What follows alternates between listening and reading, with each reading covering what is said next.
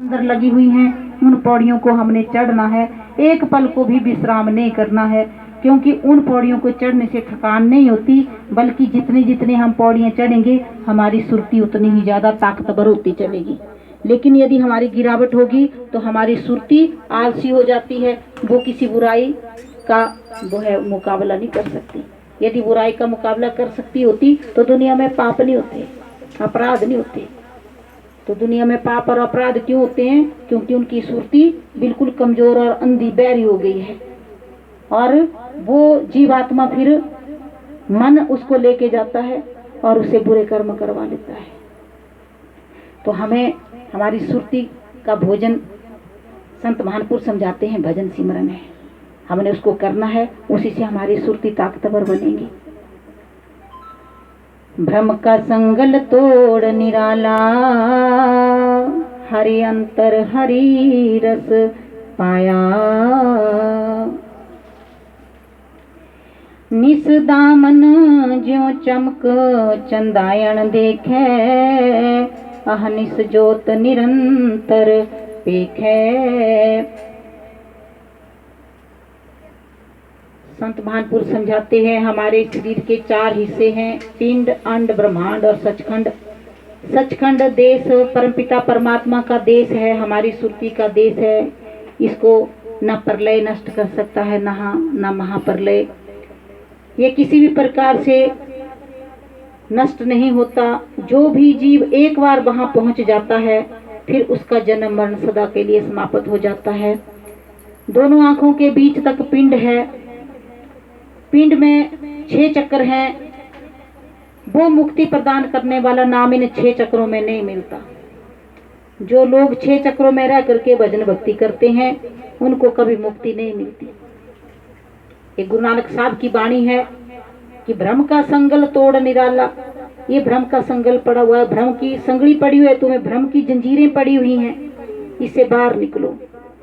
और हरि अंतर रस पाया, वो परमात्मा हमारे अंतर में बसा हुआ है, वो आंखों से ऊपर है। क्या समझाते हैं कि मूल चक्र में गणेश जी बसते हैं, इंद्रिय चक्र में ब्रह्मा जी हैं, नाभि चक्र में विष्णु हैं, हृदय चक्र में शिव जी हैं और कंठ चक्र में शक्ति का निवास है। आप आंखों के पीछे बैठे हुए हैं। आप मतलब हमारी सुरती ऊपर, सबसे ऊपर बैठी हुई है, आंखों के ऊपर बैठी हुई है। हमारी सुरती का निवास सबसे ऊपर है। अगर योगियों ने इन 6 चक्रों को जीत लिया तो सिर्फ वर्णात्मक नाम को जप करके इसको कोई भी जपेगा और इनको जीत सकेगा। और रिद्धियां सिद्धियां उसको मिलेंगी कुछ समय तक।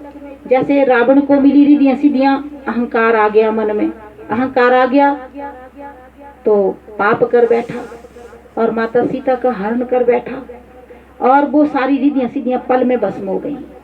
क्योंकि हमारे पाप कर्म, हमारे पुण्य कर्मों को, हमारे भक्ति को, हमारी तपस्या को एकदम खा जाते हैं। पाप कर्म करने से हमारी आयु भी घट जाती है, और नाम का भजन करने से, सिमरन करने से, कमाई करने से हमारी उम्र भी बढ़ती है। जब हम प्रेम से उस परमात्मा से जुड़ेंगे, हमारे अपने हाथ की बात है कि हम यहाँ रहना चाहते हैं कि नहीं रहना चाहते। संत महान पुरुषों की अपनी मौज होती है। तो हमारे नगली निवासी भगवान तो 52 वर्ष की आयु में चले गए थे यहाँ से, क्योंकि उन्होंने अपना काम किया, अपना प्रचार किया, हमें सतनाम का मार्ग बताया और यहाँ से अपने धाम चलते बने। क्योंकि ये देश रहने के लायक नहीं है महान पुरुषों के। वो अत्यंत पावन पवित्र देश है जहाँ किसी प्रकार का दुख, क्लेश और कष्ट नहीं है। वहीं जाकर के हम सुखी होते हैं। यहाँ तो ना जाने किस किस के साथ हमारे बंधन पड़े हुए हैं। ये दुखी होगा तब भी बंदा दुखी होगा, दूसरा दुखी होगा तब भी बंदा दुखी होगा, अपना आप दुखी होगा तब भी वो दुखी होगा। क्योंकि यहाँ हमें सबके साथ कर्मों का लेखा जोखा जो चुकाना है। कर्मों का लेखा जोखा चुकाने के लिए गुरु महाराज जी हमें नाम की खड़क देते हैं। उससे हम सारे खेतों को काट सकते हैं, कर्मों के खेतों को। जब वो खेत हमारे समाप्त हो जाएंगे, काल हमें रोक नहीं पाएगा। फिर हमारी सुरती जो है वो बिल्कुल बेरोक टोक आगे बढ़ सकेगी। तो इसलिए वो कहते हैं कि हमारी सुरती सबसे ऊपर है। और जब हम सदगुरु के नाम से जुड़ते हैं तब ये सुरती खंडों ब्रह्मांडों को पार कर देती है, क्योंकि नाम वो शक्ति है जिसने कुल खंडों ब्रह्मांडों की रचना की है। वो नाम हमारे अपने अंदर है, परंतु जब तक हम 9 दरवाजों को नहीं छोड़ेंगे तब तक हम ऊपर नहीं जा सकते और हमें वो नाम नहीं मिल सकता। नाम किसको कहा है? यहाँ पे महान पुरुषों ने हमारे अंदर वो शब्द चला हुआ है, वो वाणी चली हुई है। जब हम ध्यान करेंगे अपने गुरु महाराज जी के चरणों का तो हमारे अंदर वो प्रकाश भी आएगा, और जब वो हमारे अंदर प्रकाश आएगा तो फिर आवाज भी सुनाई पड़ेगी। उस आवाज को सुनना है, जब उस आवाज को सुनेंगे तब हमारी सुरती आगे बढ़ेगी। हमने अभ्यास करना है, कमाई करनी है, सिमरन करना है, अपने ध्यान को यहाँ रखना है। यहाँ सत्संग आने का तब फायदा है कि हम अपनी सुरती को बढ़ाएं, आगे बढ़ें, आगे बढ़े, हम चलें आगे। मेरा तो ये ख्याल है कि मैं तो चाहती हूँ, अब किसी के पास टाइम नहीं है ना, कि हम यहाँ जैसे कि संडे वाले दिन 1-1 घंटा भजन अभ्यास ही करें। 1-1 घंटा हम भजन अभ्यास करें, बैठ करके सारे मिल करके सामूहिक भजन करें, हम भजन भक्ति करें, क्योंकि भजन से हमारी सुरती आगे बढ़ेगी।